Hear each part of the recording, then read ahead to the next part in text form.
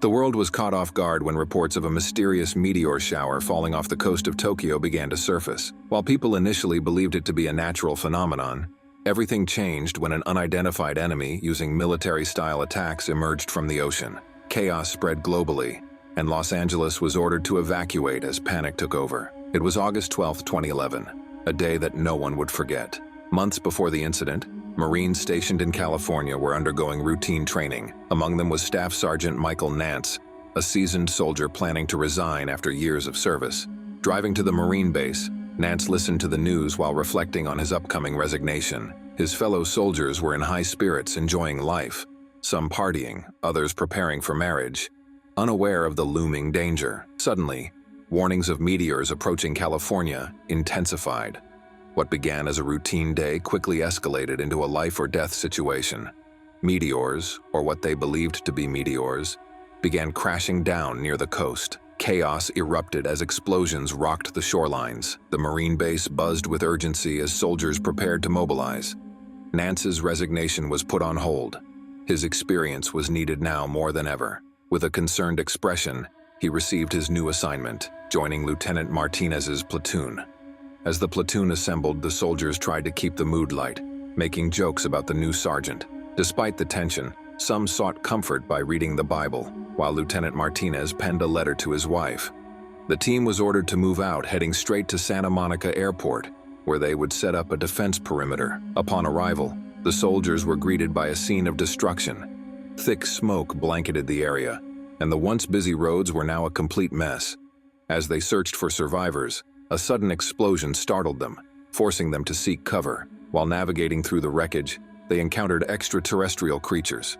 Unlike anything they had ever seen, the soldiers were thrown into combat, fighting an enemy they couldn't fully understand. In the chaos, Sean Lenahan, one of the platoon's men, became separated from the group. Turning his radio on and off to avoid detection, he managed to relay his location, a laundry area, before losing connection. The team, determined to rescue him, pressed forward despite the growing danger. Lenahan, meanwhile, found himself face to face with an alien creature. After a tense standoff, he shot the creature, sending it into a pool. Though it appeared dead, Lenahan wasn't convinced, knowing these enemies were resilient. When the team finally reached Lenahan, they realized the creature was still alive. Without hesitation, they detonated a bomb in the pool, ensuring its destruction. With little time to rest, they moved toward a nearby police station, where they hoped to find more survivors. As they made their way inside, one soldier was struck by a large bomb, suffering severe burns. Despite the dire situation, the team pressed on, determined to complete their mission. While exploring the station, they heard faint noises and cautiously advanced, weapons ready, shouting "U.S. Marines" to announce their presence. They were relieved to find 5 frightened civilians, 2 adults and 3 children, hiding inside. The medical team arrived shortly after, tending to the wounded and preparing to evacuate them by helicopter. However, space on the aircraft was limited, and the civilians couldn't be accommodated. As the helicopter took off, it was suddenly struck by a powerful bomb exploding mid-air. The team watched in horror as the aircraft vanished in a fiery blast, leaving no survivors. To their shock, they saw a swarm of alien creatures circling the wreckage, confirming that the enemy had air power. Corporal Kevin Harris panicked, realizing how easily their comrades had been wiped out. His fellow soldiers quickly calmed him, shouting words of encouragement to help him regain focus. Lieutenant Martinez, visibly shaken by the loss of 4 men, struggled to stay composed.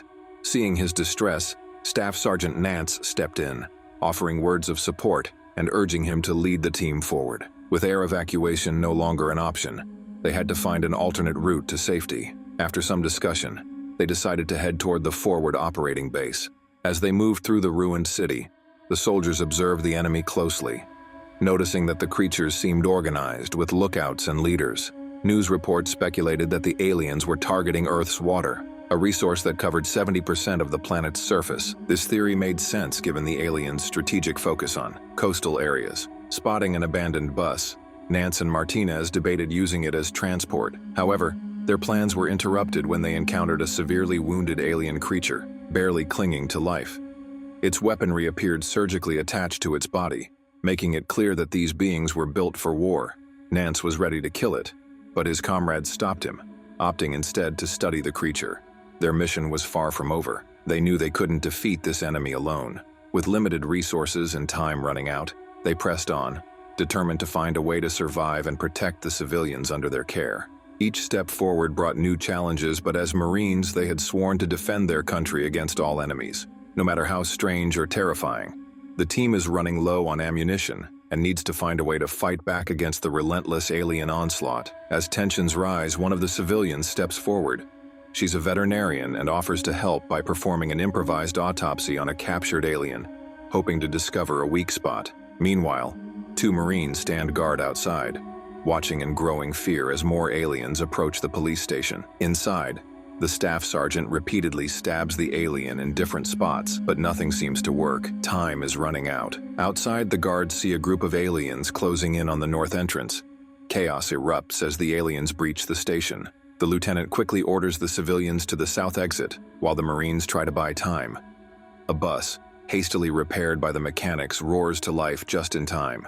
The Marines board it while covering each other with gunfire, and Imlay, one of the guards, hurls a grenade at the aliens to slow them down. In the midst of the firefight, the staff sergeant and a tech marine stay behind, desperately trying to figure out how to kill the alien. With only 1 shot left, they manage to hit a critical point and the creature collapses. Just as they think they've succeeded, another alien bursts into the room. Imlay tosses another grenade and they sprint toward the bus, narrowly escaping as the building is engulfed in flames. As they speed away, the team realizes they're still miles from the nearest operating base.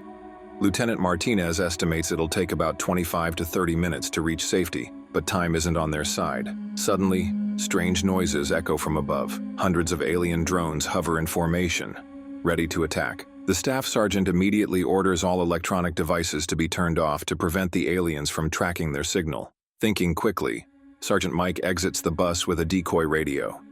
He sneaks into a nearby gas station, plants the radio, and lures the aliens away before detonating the station with a well-placed grenade. The explosion distracts the enemy long enough for the team to get back on the road. Despite their temporary victory, tension fills the air. They're just 2.5 miles from the base when an alien drone ambushes them, raining fire down on the convoy. The Marines fight back fiercely, but the battle spirals into chaos.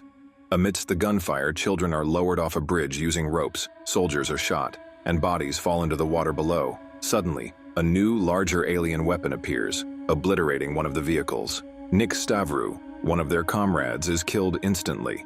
As more Marines fall, a civilian grabs a gun and fires at the aliens, only to be shot in return. The lieutenant, gravely wounded, takes cover behind the bus. Despite his injuries, he orders the staff sergeant to take the team and civilians to safety. He hands the sergeant a letter for his wife, and knowing his fate is sealed, prepares to sacrifice himself. With a final act of bravery, the lieutenant detonates the explosives on the bus, taking out a large number of aliens in the process. Grieving their losses, the team presses on. Suspicion grows among the remaining soldiers toward the staff sergeant.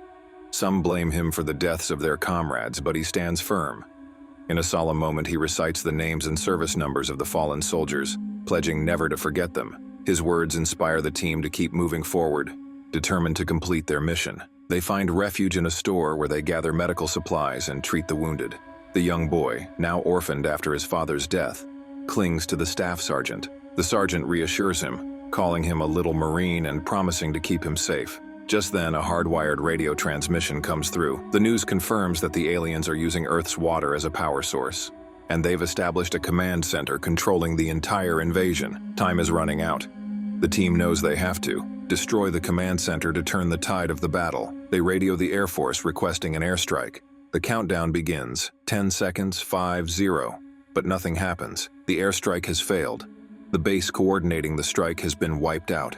The Marines are on their own. Determined to finish the mission, the staff sergeant devises a new plan.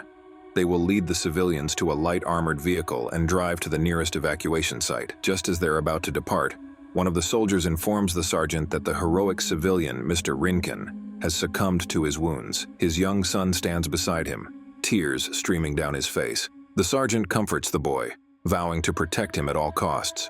As they drive toward the evacuation site, strange sounds fill the air once more. Alien drones circle above, and the staff sergeant realizes they're dangerously close to the enemy's command center. The helicopter sent to extract them can't land because of the risk of attack. With no other option, the sergeant hands the lieutenant's letter to the civilian and appoints Imlay as the new commander. In a final act of bravery, the staff sergeant rappels from the helicopter onto a nearby rooftop. Armed with only a handful of grenades and his rifle, he infiltrates the command center. The soldiers carefully follow their leader, searching for the hidden command center. As they move through dark hallways and narrow canals, the technical sergeant suggests that it might be in the basement. Wasting no time, they rush forward. Suddenly, an alien attacks them and a fierce battle begins. After a tough fight, they manage to kill the alien and quickly head to the rooftop, where they spot the command center in the distance. Taking cover behind large rocks, they come up with a plan. One soldier calls for backup while the others spread out, preparing to attack. Just when things seem under control, an enemy drone spots Peter Kearns. Before he can react, the drone strikes, killing him instantly. Despite their loss, the soldiers press on, determined to win. They keep fighting, dodging bombs and firing at the aliens. In the middle of the fight, Imlay gets trapped under a pile of rocks. Meanwhile, the staff sergeant takes a perfect shot and destroys a heavily armed alien, lifting the team's spirits. But then, something unexpected happens. The command center starts to rise into the air. The soldiers are stunned, but the staff sergeant stays calm, aiming a laser pointer at the target. With drones protecting the rising ship, things get even more dangerous. Luckily, Imlay's team helps him escape from the rubble just in time. As the ship continues to fly higher, the soldiers know they have only one chance to stop it. Tech Sergeant Santos shoots down the last enemy drone, while the staff sergeant helps guide a bomb straight at the command center. The bomb hits its target perfectly, causing a massive explosion and destroying the ship. Soon after, a helicopter arrives and rescues the tired but victorious soldiers. They are taken to a temporary base, where they finally get a chance to rest. Their heroic actions saved many lives, and Los Angeles is one step closer to being safe again. As they sit down, the first sergeant tells them to relax and have something to eat, but the mission isn't over yet. After rearming, the soldiers prepare to join a larger team for the final battle to take back the city. This time, they're ready to finish what they started. I hope you enjoyed today's story, my friend. Subscribe and drop a like to return for more recaps in the future. Click on the videos on the right next to relax a little bit more. Grab your popcorn, enjoy yourself, and see you soon, my friend.